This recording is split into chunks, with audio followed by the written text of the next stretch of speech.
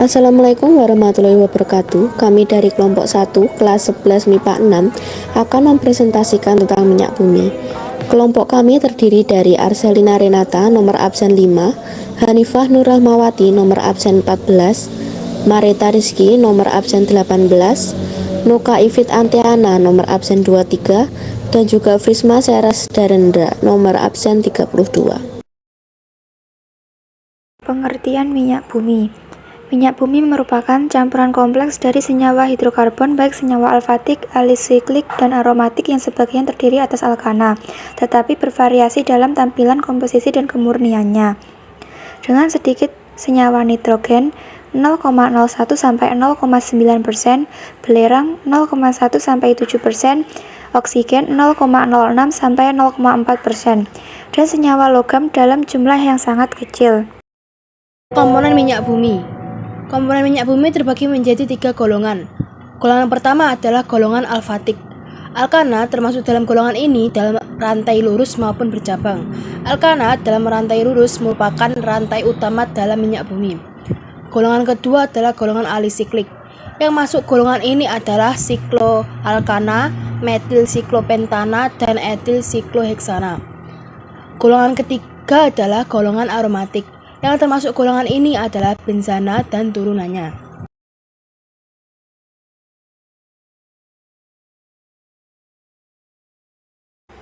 Tahap 1. Distilasi fraksinasi. Fraksi pertama menghasilkan gas merupakan fraksi yang paling ringan. Fraksi kedua disebut nafta atau dapat dijadikan premium yaitu bensin atau produk petrokimia lainnya. Fraksi ketiga disebut sebagai fraksi tengah, dapat digunakan sebagai bahan dasar kerosin untuk keperluan rumah tangga. Fraksi keempat disebut sebagai solar yang digunakan sebagai bahan bakar mesin diesel. Fraksi kelima adalah residu yang terdiri atas molekul-molekul hidrokarbon besar yang harus dipecah menjadi molekul-molekul kecil dalam unit yang dinamakan cracking unit.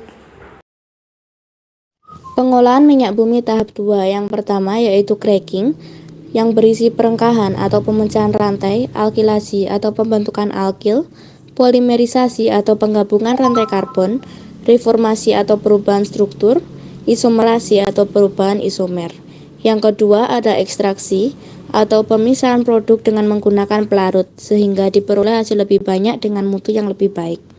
Yang ketiga kristalisasi atau pemisahan produk melalui perbedaan titik cairnya.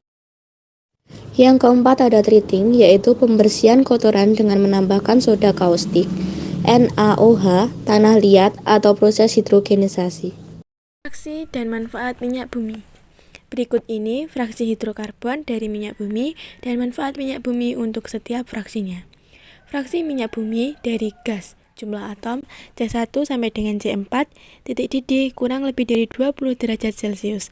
Manfaat bahan bakar gas atau LPG dan bahan baku sintesis senyawa organik. Bensin atau gasolin, jumlah atom C5 sampai dengan C10, titik didih 40 sampai 180 derajat Celcius.